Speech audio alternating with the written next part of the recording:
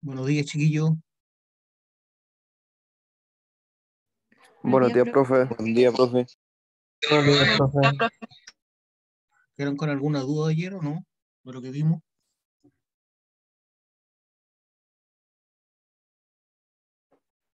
No, profe. No, profe, ¿todo bien?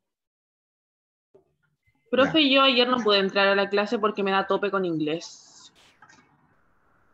Ya. Lo importante es que la escuchen después. Yo tengo el mismo problema el día martes, el día lunes. Igual me metí ayer a arqueología porque no pude ir a la U presencial a inglés, pero los días lunes tengo ese problema. Tengo ese tope. Como la clase queda grabada, no habría problema. Ya. Vamos a ver el tema de los certámenes, ¿ya? Ya esta es la segunda clase. Concepto de geología, paralelo 300. Vamos a dejar las pruebas siempre para el día martes, en este horario, ¿ya? Entonces la primera prueba va a ser el martes 28 de septiembre. Martes 28 de septiembre. ¿Ya? Martes 28 de septiembre. La segunda prueba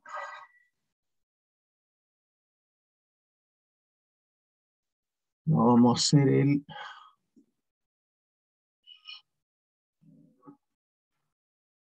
martes 2 de noviembre. Martes 2 de noviembre.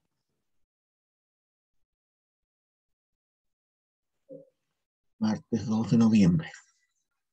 ¿Están escuchando, cierto? Sí, profe. Ya, y la tercera la vamos a dejar para el martes 7 de diciembre. Martes 7 de diciembre.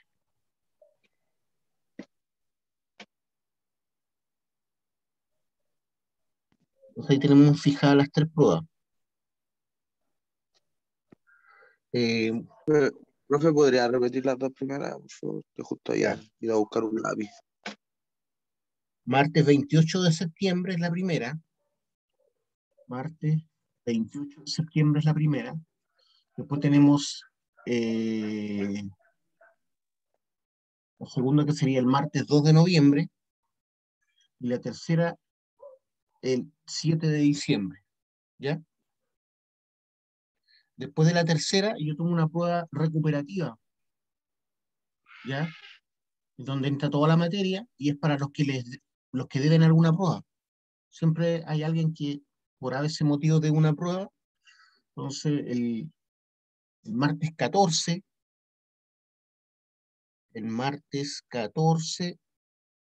de diciembre va a ser la prueba recuperativa. Eso es para los que deban alguna prueba.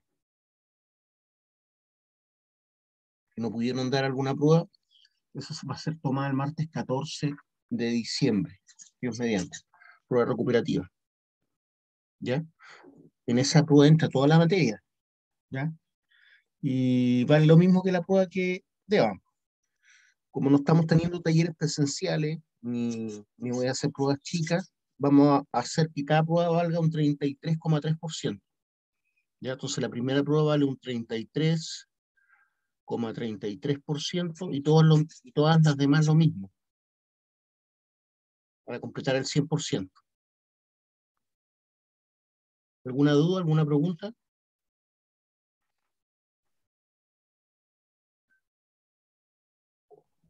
Consulta, vamos a ir con la modalidad online de momento, Sí, pues.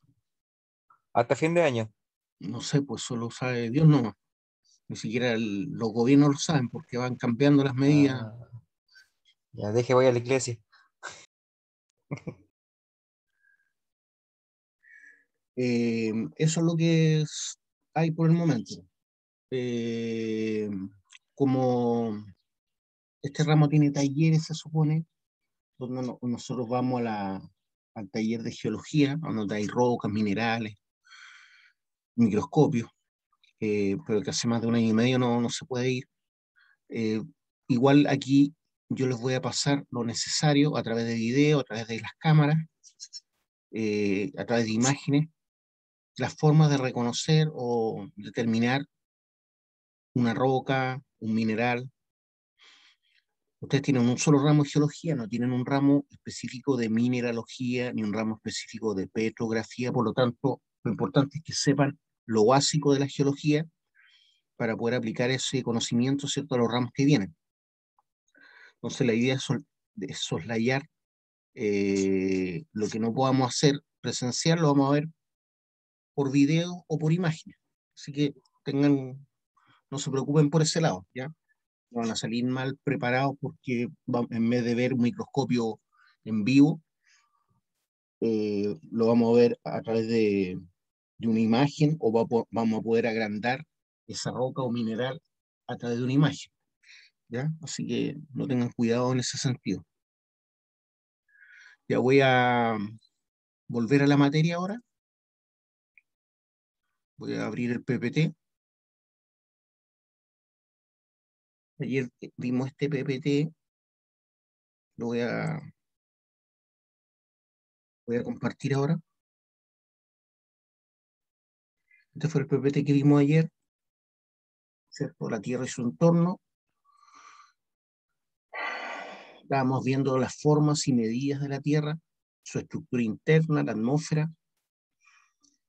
Bueno, sabemos que la Tierra es un planeta único, hasta el momento no hay otro igual, donde hay vida, donde para haber vida tiene que haber una atmósfera suficientemente ancha, ¿cierto?, para mantener el calor y protegernos del frío. Que la atmósfera, por ejemplo, de Marte es una atmósfera muy delgada, que hace que se caliente muy rápidamente el planeta durante el día y en la noche se enfría muy rápidamente. En el caso de la Tierra, por la atmósfera que tiene, es capaz de retener el calor del día y eso hace que no se enfríe durante la noche.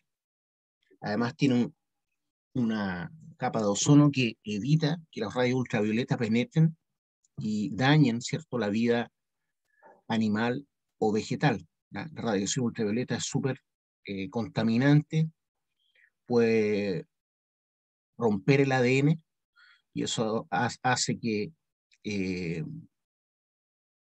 mucho que nos exponemos al sol, ¿cierto?, podamos tener después cáncer a la piel. Bueno, hablamos de desde cuándo se conoce la esfericidad de la Tierra. Vimos que los griegos habían advertido la esfericidad de la Tierra, ya que veían que la sombra de la Tierra se proyectaba sobre la Luna en los eclipses lunares totales. Además, Aristóteles de Estagira se había dado cuenta que no se ven siempre las mismas estrellas eh, en distintos lugares del planeta. Y también había visto que los mástiles son los últimos en desaparecer cuando los barcos, ¿cierto?, se iban a navegar al mar. Pero la clave, ¿cierto?, la tuvo Erastóstenes cuando se dio cuenta que a la misma hora, por ejemplo al mediodía, en algún lugar había cero sombra y en otro lugar había sombra. Entonces vimos que en Alejandría, a mediodía, eh, había sombra, ahí está, Alejandría, y en Siena no había sombra al mediodía. Entonces con eso él pudo determinar el radio de la Tierra aproximadamente. ¿Ya? Ese fue el experimento que hizo. Entonces ahí está Alejandría, ¿cierto? Los rayos del sol no llegaban exactamente perpendicular a la superficie como si en Siena, donde no se producía sombra, en cambio aquí se producía sombra, y con geometría básica él pudo obtener, ¿cierto?, aproximadamente el radio terrestre. Entonces esa era la distancia que él conocía entre Alejandría y Siena, que sería L, y el ángulo, ¿cierto?, con que incidían los rayos solares en Alejandría, y así obtuvo el radio, ya con fórmulas conocidas como que L es a alfa, ese tramo, ¿cierto?, de La circunferencia de esa alfa, como 2πr, que es el perímetro completo, es a 360. Entonces así obtuvo el radio, despejando el radio, obtuvo el radio. Eso lo vimos ayer. Entonces él tenía que haber 800 kilómetros entre Alejandría y Siena, el ángulo era de 7,2 grados, y con eso obtuvo el radio. Era una gran proeza para la época, ¿cierto? Pero eh, para los que somos creyentes y leemos la Biblia, el libro de Job se supone que es el libro más antiguo de la Biblia, ¿ya? Más antiguo cronológicamente. Y ahí se habla de la redondez de la tierra. Y dice que pende en medio de la nada. Entonces da lugar a entender que la tierra está flotando en el espacio y habla de la redondez de la tierra. Entonces, seguramente Cristóbal Colón, porque hubo un tiempo que todo se perdió. No sé si ustedes saben, hubo un incendio en la biblioteca de Alejandría y se perdió mucha información valiosa. Quizás un tiempo de oscurantismo, ¿cierto? Desde el punto de vista de la ciencia, y después en la Edad Media la gente todavía pensaba que la Tierra era plana, aun cuando se había descubierto hace mucho tiempo que no era así. Hubo un incendio en Alejandría y se quemó la biblioteca de Alejandría, que era la más potente de la época. Imagino que por eso hubo un tiempo de oscurantismo, ¿cierto? Y se volvió a pensar que la Tierra era plana. Estamos hablando de que en el año 1492, cuando partió Cristóbal Colón él pensaba que iba a las Indias, ¿cierto? Llegó a América, había muchos que pensaban que la Tierra era plana todavía, porque habían desaparecido los barcos, no pensaban que era redonda. Pero Cristóbal Colón tenía una seguridad de que la Tierra era redonda y sabía que partiendo en el sentido contrario iba a poder llegar a la India. Bueno, él pensaba que la Tierra era más pequeña, entonces que iba a llegar más rápido. Entonces cuando llegó a América, él pensaba que eran las Indias, ¿cierto? O sea, Asia. Eh, Él tenía un convencimiento que la Tierra era redonda, por eso planteó su ¿cómo se dice? Su, su proyecto, ¿cierto? Y partir en sentido contrario hacia la India. Seguramente él conocía la Biblia, ¿ya? Cristóbal Colón era de origen judío, seguramente conocía el libro de Job y había leído, ¿cierto?, de la redondez de la Tierra. Entonces yo creo que basado en eso, él porfió, ¿cierto?, y emprendió su ida a las Indias en el sentido inverso. Es una teoría mía, por supuesto, no está escrito. Su perímetro es de 2πr, ¿cierto?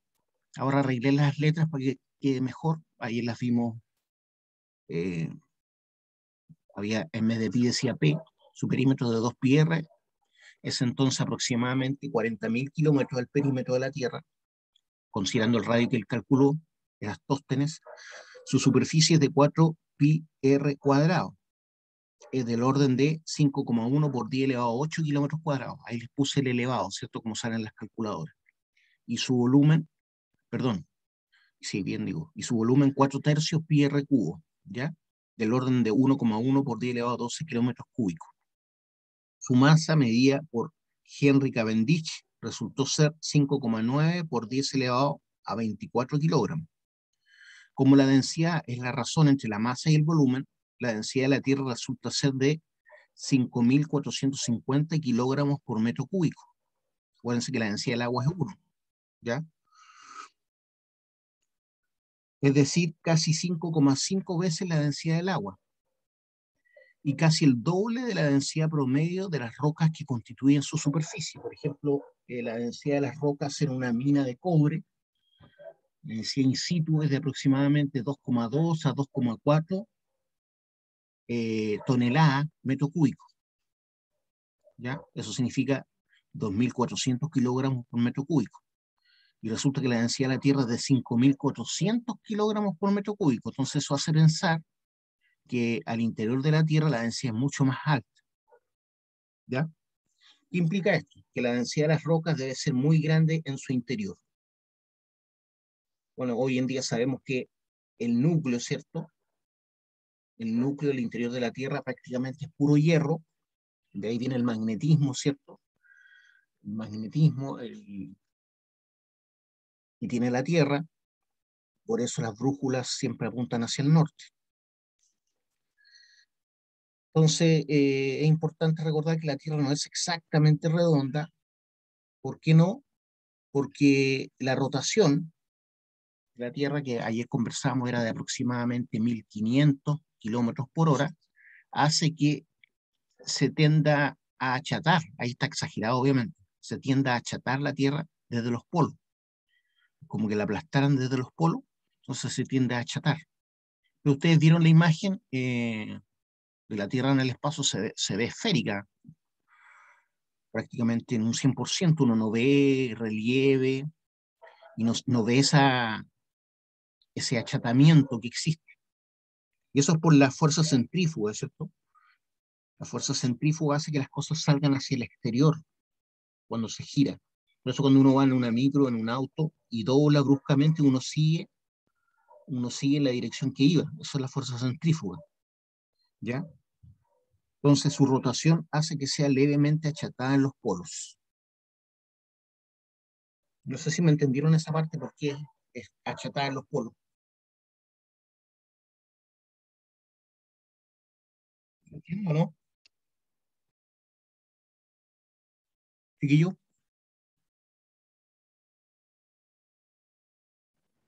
Sí, profe. O sea, por aquí, bueno, yo al menos lo entendí así que, entre comillas, por la velocidad en la que va girando, hace como consecuencia que esto se achate desde los polos, como usted dice. O sea, es algo que al ojo humano quizás no es no se perceptible. puede predecir o persistir, Existe. pero existe. Ya, pues, entonces el diámetro mayor de la Tierra no es de polo a polo, es el menor, ¿cierto? El diámetro mayor de la Tierra es en el ecuador, ¿ya? Y eso se debe a que está girando la Tierra a 1500 kilómetros por hora y se completa un giro cada 24 horas aproximadamente, ¿cierto? Es un día. Y a su vez la Tierra se está trasladando, ¿cierto? Por el espacio para girar en torno al Sol. Y esa velocidad es mucho mayor, estamos hablando de 10.000 kilómetros por hora aproximadamente. Por lo tanto, ayer hablábamos que si se detuviera la rotación, ya sería una catástrofe gigante. Imagínense se detuviera la traslación, quiere decir, estamos hablando de 10.000 kilómetros por hora y se frenara en un segundo, no quedaría nada, quedarían las puras bacterias nomás, yo creo, en la Tierra. ¿Ya? Pero los árboles, las montañas saldrían desprendidas, ¿cierto?, desde sus cimientos.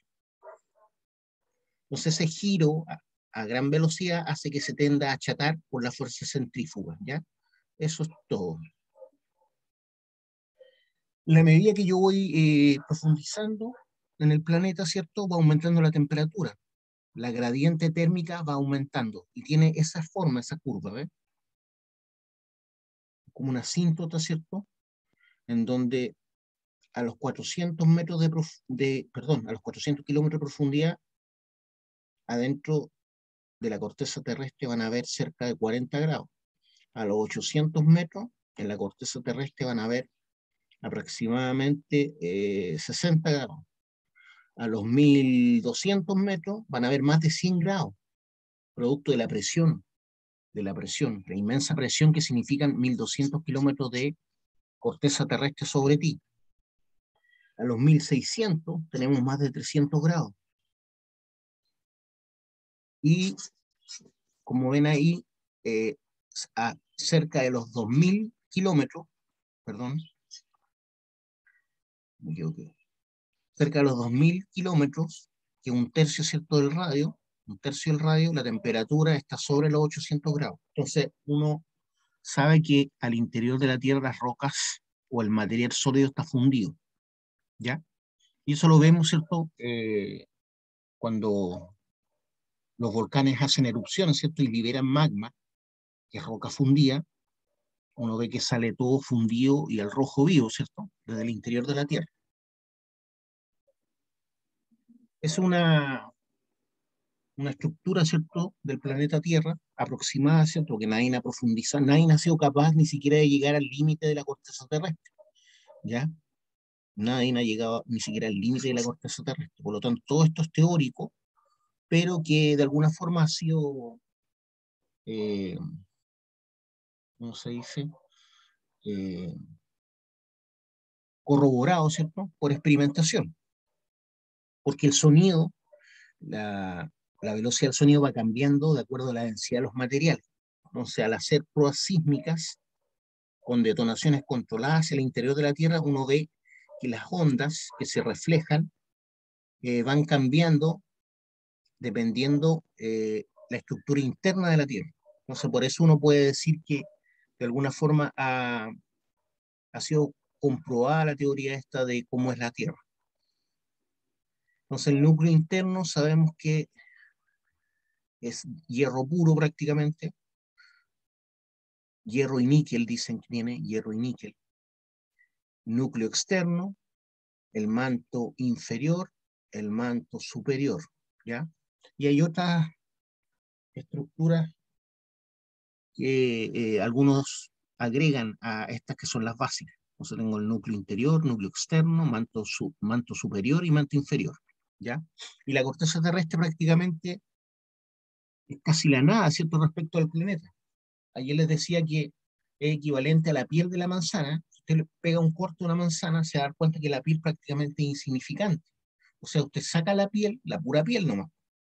Uno cuando la corta saca carne también, ¿cierto? No está bien delimitado eso. Pero si uno sacara la pura piel, la manzana prácticamente no cambia de volumen. Va a ser imperceptible. Asimismo, ¿cierto?, es la corteza terrestre. Y la corteza terrestre es la parte sólida del planeta, que está de alguna forma flotando sobre el manto superior, que está líquido, ¿ya?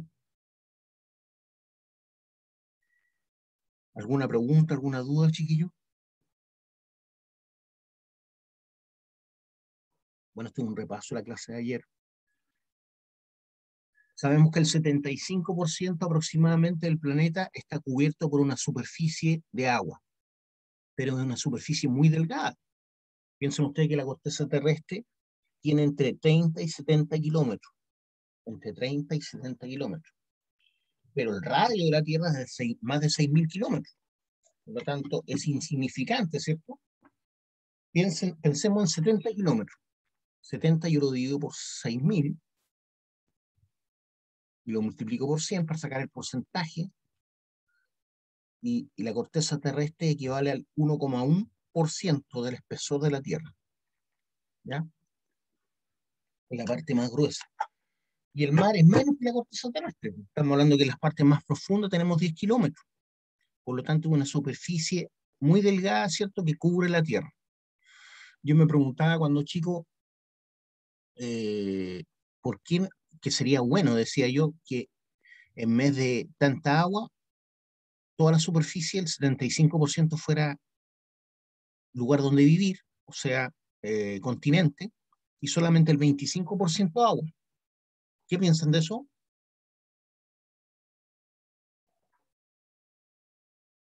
Eso es lo que ¿No yo habría pienso. recursos de agua para tanta tierra? Claro, yo decía que toda esta parte que está acá se fuera tierra y esto agua. Según yo, eso era suficiente de agua. Bueno, el planeta está hecho de tal forma que si no tuviéramos el 75% de la superficie como mar, no llovería en el continente, ¿ya? Si tuviéramos el 50% nomás de agua, ya no llovería, no tendríamos lluvia al interior del continente. Tiene que haber tanta agua para que toda esta agua, ¿cierto?, con el calor del día, se evapore, ¿cierto? Hay una evaporación a nivel planetario durante el día, y esa evaporación forma nubes, y esas nubes son las que entran al continente, y dadas las condiciones de presión, llueve. Y esa agua lluvia, en las zonas más altas se transforma en nieve, ¿cierto? Y con eso, por eso tenemos glaciares en los Himalayas, glaciares en los Andes, Y esos glaciares, ¿cierto? En los Andes y en los Himalayas son los que nos proveen después en verano, cuando ya no llueve tanto, ¿cierto? De agua dulce. O sea, está todo hecho de la forma perfecta, ¿ya? O si no, no tendríamos agua. Así de simple.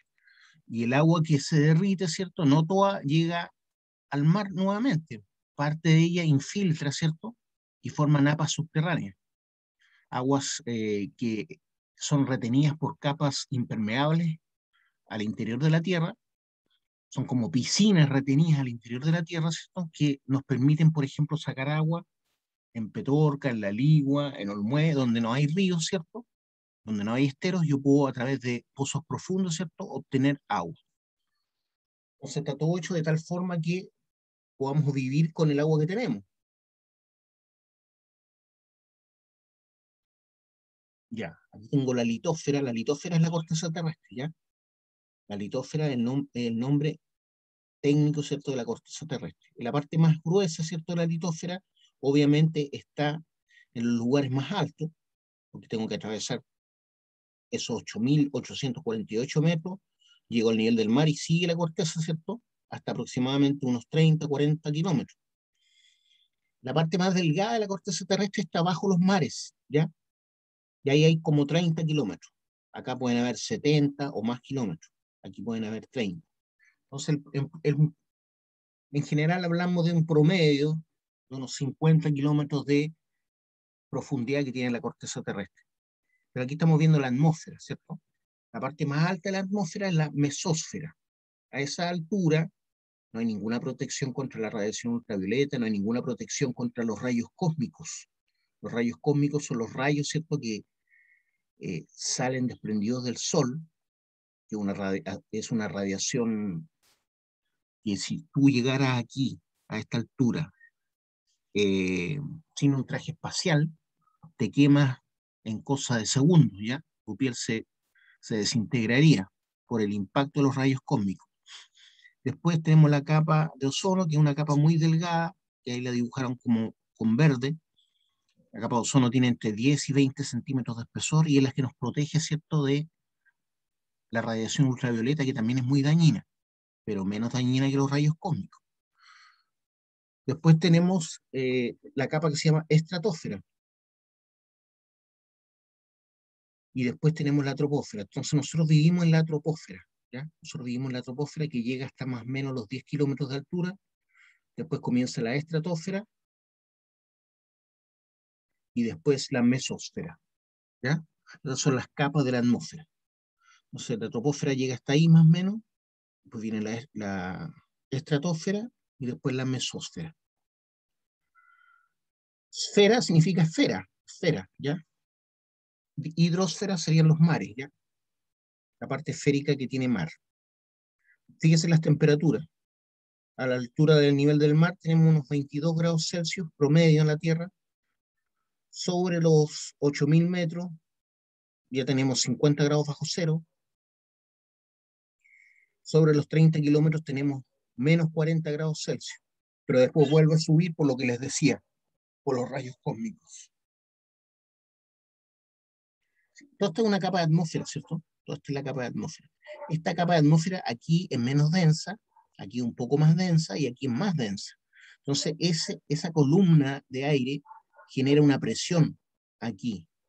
Entonces, cuando hablamos de una atmósfera, significa la presión que ejerce esta masa de atmósfera en un punto determinado. Entonces, hablamos de 160 milímetros columna de mercurio, ¿cierto? O una atmósfera. Si la Tierra fuera esférica con un radio de 1 metro, así más o menos se vería el monte Everest en relación a esa escala, ¿ya? A esa escala, el monte Everest se vería así como está en esa esfera de radio 1 metro. Obviamente en la escala real los montes prácticamente no se ven, ¿ya? Por el tamaño de la Tierra. ¿Quién sabe cuál es la montaña más alta del sistema solar? ¿Alguien sabe?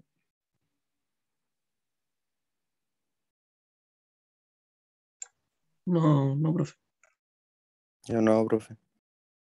De los 27, a ver cómo no hay ninguno que sepa cuál es la montaña más alta del sistema solar.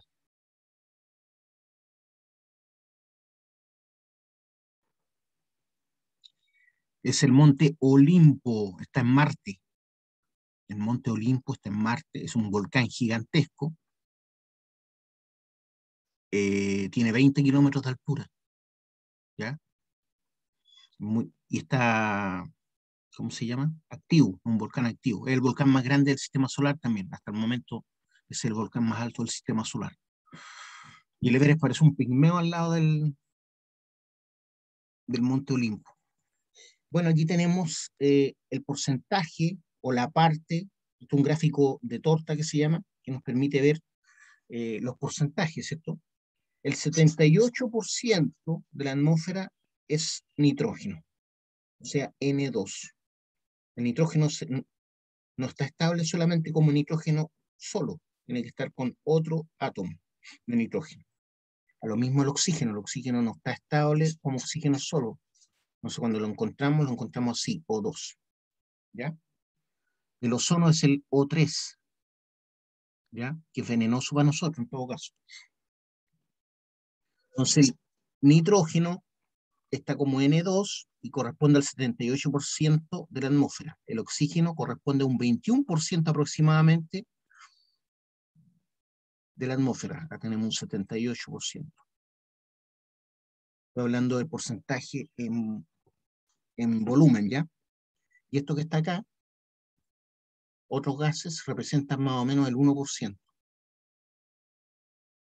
Y ese 1% tenemos el CO2, el dióxido de carbono, ¿cierto?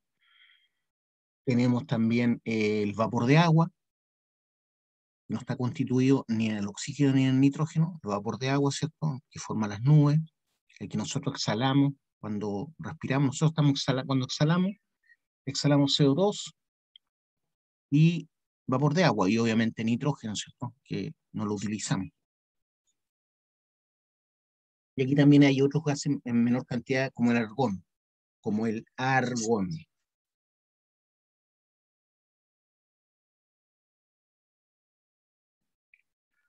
Y ahora vamos a ver el otro PPT, voy a cerrar este. O sea que no puedo achicar la ventana con ustedes, tengo que cerrar este. Y ahora hablo el otro PPT que estábamos viendo. Voy a compartir nuevamente.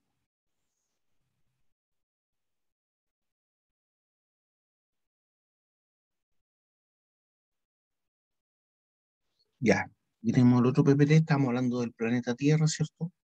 Voy a agrandarlo.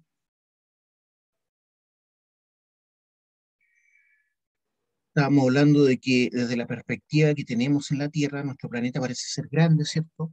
Poderoso, como que tiene aire y océano interminable, y no es así, ¿cierto? Ya sabemos que toda la mugre que hemos tirado en la época industrial especialmente, ha formado islas de plástico, enormes islas de plástico flotantes en los mares. No sé si habían oído hablar de eso. La isla de plástico más grande que hay en el Atlántico es del tamaño más o menos de Perú. No, de Bolivia, perdón, de Bolivia. Imagínense una isla del tamaño de Bolivia flotando en el mar de puro plástico. ¿Ya? Las corrientes oceánicas hacen que ahí se tiendan a juntar todos los plásticos que hemos tirado al mar, en los ríos. Antes todo lo tirábamos al mar. Yo vengo de una época donde los desagües, ¿cierto? Los alcantarillados llegaban al río Mapocho o al río Maipo y eso iba a dar al mar. Finalmente el Mapocho se reunía con el Maipo y salía ahí en las rocas de Santo Domingo, ¿ah? Que son playas eh, para la gente adinerada de Chile, y ahí llegaba toda la caca de Santiago, ¿ya? Y uno se podía encontrar literalmente con, si se estaba bañando, con mojones flotando. Yo una vez me estaba bañando en Caleta Barca, estoy hablando ya del año 78 más o menos, 79, y me encontré con dos flotadores al lado mío. ¿Por qué? Porque los desagües iban directo al mar. Hoy en día las aguas servidas tienen que ser tratadas por ley. No hay que llegar y tirarlo al mar, ¿ya? Pero antes todo se tiraba al mar, todos los desechos. Pero todavía hay lugares donde todo va al mar, como en la India y en China, ¿ya? Incluso las personas las queman, ¿cierto? Y las tiran al mar, perdón, al río Ganges, ¿ya? Entonces es un río súper contaminado. Y por su religión, ¿cierto? La gente se niega a tratar ese río. Entonces, como les decía, hay mucha suciedad, mucha contaminación en los mares. De hecho, los plásticos, ¿cierto? Con el tiempo se van degradando igual, se van haciendo más pequeñitos y los peces se alimentan de esos trozos de plástico. Las aves se alimentan de esos trozos de plástico. Y ahí las aves mueren, por ejemplo, en las islas de Midway, del Pacífico. Uno le abre la boca, al abrir las aves muertas, están llenas de plástico en su interior. Ellas no son capaces de diferenciar lo que está flotando que sirve para ellas del plástico. Entonces el plástico es un veneno, podríamos decir que es el veneno del siglo XX y que estamos luchando en el siglo XXI para una forma de disminuir su consumo. Pero también es muy práctico, ¿cierto? Ustedes saben que el plástico es muy útil. El plástico es de origen orgánico, ¿ya? A pesar de que nosotros lo extraemos del petróleo, sabemos que el petróleo viene de la descomposición de organismos muertos, ¿cierto? Con muy bajo oxígeno. De ahí viene el petróleo.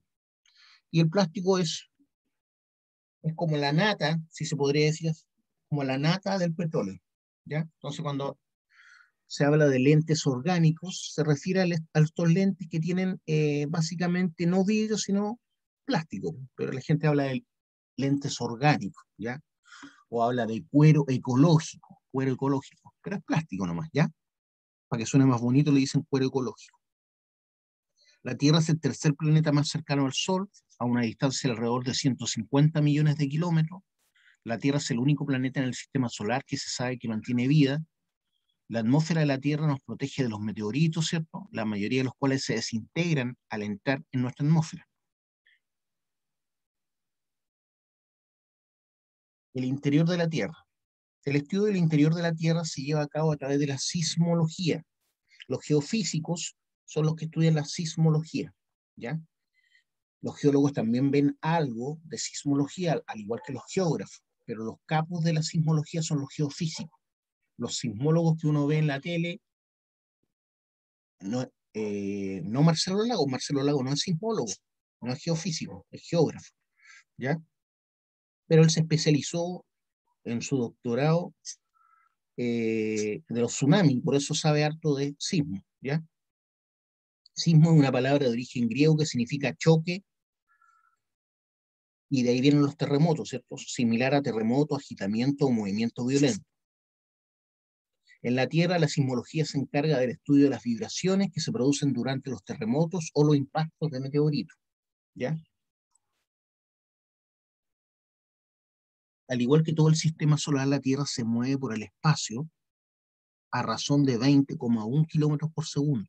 En este momento, como la Tierra está dentro del sistema solar, el sistema solar también se comporta como una nave espacial que va viajando a 20,1 kilómetros por segundo. No estamos hablando de la traslación, estamos hablando de cómo se traslada a través de la Vía Láctea, ¿cierto? De la Vía Láctea, el sistema solar. Y esos son 72.300 kilómetros por hora. Y va dirigido hacia la constelación de Hércules. La Tierra y su satélite, la Luna, también giran juntas en una órbita elíptica alrededor del Sol. Bueno, la Tierra, ya sabemos que gira alrededor de 10.000 kilómetros por hora para completar en un año, ¿cierto?, una vuelta alrededor del Sol. Y a su vez tiene la rotación, ¿cierto?, que es el giro a través de su eje, que ocurre no exactamente cada 24 horas, sino cada 23 horas, 56 minutos, 4,1 segundos, ¿ya? Pero se aproxima a 24 horas. Vimos lo que era un epicentro. El epicentro viene a ser la recta, ¿cierto?, que se forma a partir del hipocentro, que es la ruptura que produce el sismo. aquí hay una ruptura, un movimiento. Ese movimiento es el que genera el terremoto, ¿cierto? Que son las ondas que se radian de esa ruptura, se radian en forma, como está ahí dibujado, ¿cierto? A partir del punto de ruptura se generan ondas, ¿cierto? Que llegan a la superficie. Las ondas que llegan a la superficie, en el punto más cercano a la superficie, es la perpendicular, ¿cierto? Y ese sería el epicentro. ¿Ya? Entre más profundo sea el sismo, menos se va a sentir en superficie. Entre más profundo sea el sismo, menos se va a sentir en superficie. Entonces uno a veces ve lugares en donde hay terremotos grado 6, grado 7 y queda la escoba, ¿cierto? Y muchos en su ignorancia dicen, ah, para nosotros un grado 7 no es nada. Es que nuestros sismos son muy profundos. ¿Ya? No, los hipocentros donde se produce la ruptura de los terremotos nuestros son generalmente a 30, 40 kilómetros de profundidad. ¿Ya? 30, 40 kilómetros de profundidad. Lo que hace que esta energía vaya menguando, ¿cierto? Se vaya disipando y arriba no sea tan terrible cuando llega la onda acá arriba. ¿Ya? Pero hay lugares en donde los epicentros, perdón, los hipocentros están ahí, a esa profundidad, a 1 kilómetro de profundidad. Por ejemplo, en Turquía, en Indonesia, en China, generalmente los sismos son muy poco profundos. Por eso uno ve que queda la escoba, ¿cierto? En esos lugares con un sismo grado 6, grado 7. ¿Ya? Ojo con eso. Entonces aquí tenemos una falla, ¿cierto? Que tuvo un movimiento y eso produjo un sismo. El punto donde se produce la ruptura se llama hipocentro y la perpendicular a la superficie se llama epicentro. Entonces esto es una falla, una zona de contacto, ¿ya? Esta parte está en contacto con esta, pero no siempre se está moviendo, se acumula energía, ¿cierto? Es como cuando uno tiene dos manos juntas, ¿cierto? Y uno empieza a tratar de moverla, pero no se van a mover hasta que se rompa el roce entre ellas. O cuando uno está empujando un mueble, ¿cierto? Uno está empujando un mueble pesado y no se mueve el tiro. Puede necesitar la ayuda de otra persona incluso, y tampoco se va a mover al tiro. De repente va a ceder la fuerza del roce que lo mantenía anclado, cuando superemos esa fuerza del roce y se va a mover violentamente. Eso es lo que ocurre más o menos cuando se produce un terremoto o un sismo. Ahí hay otra imagen, ¿cierto?, donde el foco sísmico está mucho más cerca de la superficie, ¿ya? Ahí se produjo la ruptura, y por eso quedó la embarrada arriba, ¿cierto? Entonces la parte superficial, desde el foco sísmico hacia arriba, es como la proyección, ¿cierto? Si el foco yo lo proyecto en la superficie, es el epicentro. Es el epicentro. Ahí tenemos una falla Profe, súper conocida, ¿sí? una pregunta. Lo que pasa es que, o sea, hasta donde yo tengo entendido, no sé cuántas clases de movimiento en verdad habrán, pero según yo deduzco hay dos, ¿verdad? Uno que va de arriba a abajo y el otro de lado a lado, por así decirlo, a la hora cuando tiembla o hay algún terremoto. Bueno, hay cuatro ondas, cuatro ondas. Están las ondas más comunes son las ondas P y las S. Esa es la que tú estás hablando ahora. Pero hay otras ondas también. La primera, Pero en términos... las ondas Ajá. P es el sonido del sismo. Entonces, cuando uno está, por ejemplo, cuando está cerca del lugar donde ocurrió el sismo o la ruptura, uno siente el ruido primero. ¿Se ha fijado cuando va a haber un temblor más o menos fuerte? Uno siente como que viene un camión con piedras cerca. Bueno, esas son las ondas P. Ese es el sonido que se trasladó más o menos a 5.000 kilómetros por hora desde el punto de ruptura. Es el sonido que te Pero llega consulta, eso, desde el eso punto de ruptura. depende del lugar, ¿cierto? ¿Cómo Porque yo he así? estado yo he estado en lugares que siempre se escucha solo el sonido, y en otros donde no se escucha el sonido, pero se siente mucho el movimiento. Es que va a depender más que del lugar de la intensidad del sismo. Por ejemplo, Mm. cuando yo estaba en Santiago, para el terremoto del 2010, eh, el sismo que se sintió en Santiago no es el que se produjo allá en Copquecura, en Concepción. El terremoto del 2010 fueron dos sismos.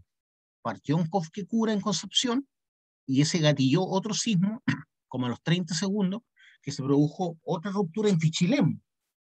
Entonces la onda que nos llegó en Santiago fueron dos ondas, una que venía de Concepción aproximadamente y otra onda que venía de Pichilemu. Entonces nos llegaron dos ondas P, dos ondas S y dos ondas low, que hicieron que el movimiento fuera muy raro, pero no hubo ruido. Entonces yo dije, chuta, yo la embarré en alguna parte lejos. Y así fue, pues. Porque cuando tú no sientes el ruido llega primero, antes del movimiento, que es ondulatorio. Entonces cuando tú no sientes el ruido de un sismo es porque el sismo fue de un lugar muy lejano, más de 200 kilómetros. Si tú sientes el ruido del sismo primero y después llegan las ondas, es porque fue cercano el sismo. ¿Ya? Eso es lo que les puedo decir. Esta es la falla de San Andrés. ¿Ya? La falla de San Andrés, que es una falla gigantesca, ¿cierto? Que todos conocemos, que está en California. Esta es la zona desértica de California, ¿cierto? Y ahí hay dos partes de la corteza terrestre que están en contacto, pero se mueven por separado. Pero están en contacto. Y al estar en contacto están bajo roce, ¿cierto? Bajo roce. Pero ese roce en algún momento se rompe y se mueven las placas esas. Ahí se ve la falla de San Andrés, cómo llega hasta Los Ángeles prácticamente. Más arriba sigue una falla, que no se llama San Andrés, pero es parte de lo mismo, ¿cierto? Y uno ve que el Golfo de California fue formado por la falla de San Andrés, ¿se dan cuenta? Bueno, no es coincidencia que este justo pase por ahí y ahí está el Golfo de California. Entonces llegó a abrir, separar, ¿cierto? Y formar un mar prácticamente. Eso mismo ocurre también en Egipto, ¿ya? Y está ocurriendo también en África, esta separación del continente producto de una falla. Bueno, ustedes saben que el continente era uno solo al principio y se fue separando, ¿cierto? Por estos movimientos tectónicos, por el movimiento de las placas. Y hoy en día, si uno ve, tenemos varios continentes, pero si uno retrocede en el tiempo, antes era un solo continente, ¿ya? Donde estábamos todos ahí. Aquí es donde nacen las placas, donde nacen las placas. Estos se llaman ridge oceánico, y uno ve que hay un magma que está saliendo a la superficie, este se enfría obviamente con el mar y va aumentando y va generando corteza terrestre a ambos lados. Entonces el magma llega acá, se enfría, la presión hace que no salga hacia arriba, la presión del mar, pero se va moviendo hacia allá, ¿cierto? Porque va generando, como está saliendo nuevo magma, va generando corteza hacia la derecha y hacia la izquierda, generando hacia la derecha y hacia la izquierda. Bueno, ahí hay unas fallas que rompieron el richo oceánico, pero sigue ocurriendo lo mismo, ¿ya? Entonces la placa de Nazca nace de un richo oceánico como este. Esta es la placa de Nazca, ¿cierto? Que contiene el Pacífico y finalmente se introduce bajo la placa sudamericana generando lo que llamamos la zona de subducción. Esa zona de subducción es típica de nuestros sismos, ¿ya? Entonces la placa Nazca está tratando de meterse bajo la placa sudamericana, donde está Chilito, ¿ya? Por eso tenemos hartos sismos. Por eso se formó la cordillera de los Andes y la cordillera de la costa, por ese choque de placas, ¿cierto? Es como cuando uno empuja una alfombra, se tiende a arrugar, ¿cierto? Bueno, ese arrugamiento ocurrió en la corteza terrestre formando la cordillera de la costa y la cordillera de los Andes. ¿Por qué? Porque de un lugar como este nace la placa de Nazca y esa placa de Nazca está introduciéndose bajo la placa sudamericana, generando, ¿cierto?, este levantamiento, este quiebre, ¿cierto?, que se produce en la superficie que forma la cordillera, ¿ya? La cordillera de la costa y la cordillera de los Andes. ¿Alguna pregunta respecto de esto que estamos hablando, Guillo?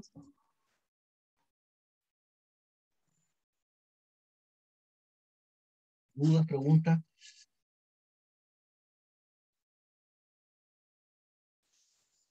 Ya, por hoy lo vamos a dejar hasta acá, ya. Vamos a quedar en esta lámina para que me recuerden después. Nos estamos viendo entonces. Tenemos clase nuevamente el próximo lunes. Tenemos clase solamente los lunes y los martes, acuérdense. Acuérdense que las pruebas van a ser todas el día martes. ¿Ya? Chao. Bueno, profe. Chao, Profe. Chao, profe. Profe. Chao. Chao, profe. Profe, ¿me escucha? ¿Sí? ¿Sabe qué? Quería preguntarle si me podría ayudar a solucionar un problema que tengo. ¿Sabe? Que tengo un tope acá en el horario con su asignatura y otra más. ¿Cómo podría solucionarlo? Es decir, si usted tuviera los ramos al día, no tendría tope. Por lo tanto, significa que se quedó en algún ramo y está teniendo tope ahora.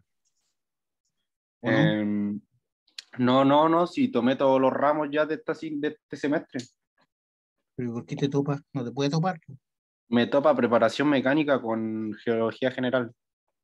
En el mismo horario igual me sale.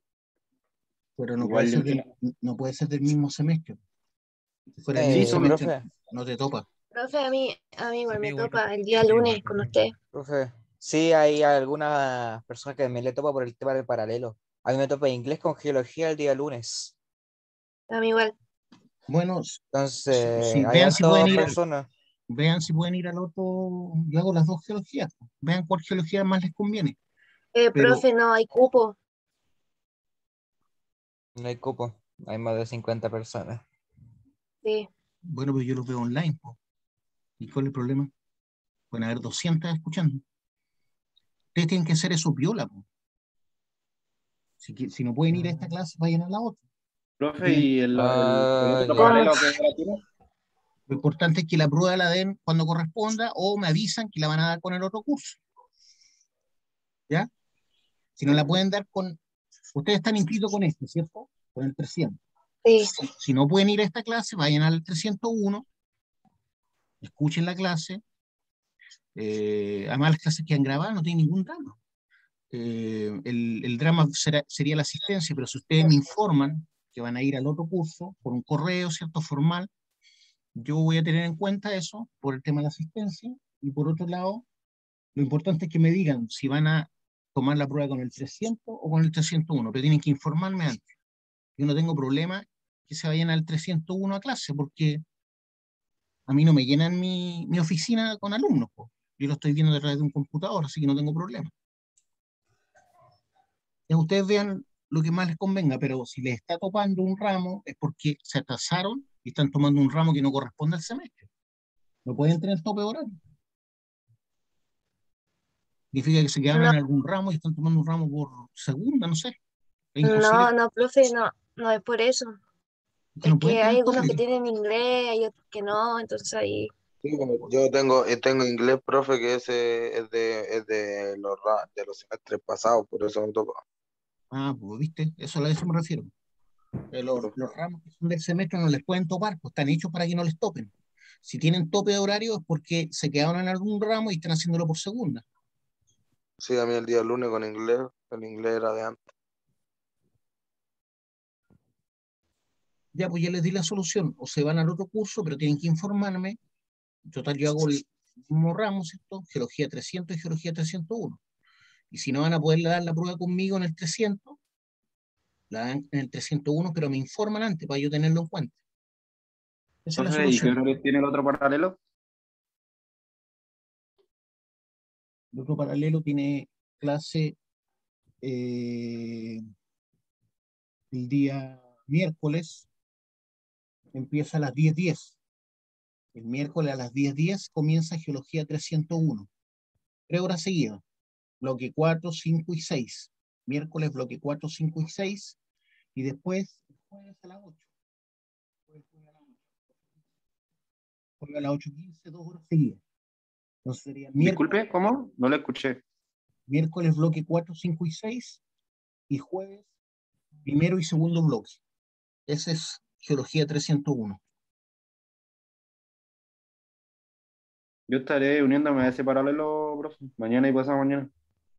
Bueno, pero avísenme por correo que van a hacer Ok, eso. ya envío un correo. ¿Ya? Y cuando corresponda la prueba me tienen que avisar también si la van a hacer conmigo en el horario del 300 o del 301. Ya tienen que informarme, no hay que llegar y para yo saber dónde voy a colocar las notas. ¿Ya? Ya, profe, muchas gracias. Bueno, Era eso. gracias, profe. Nos estamos viendo. Hasta luego.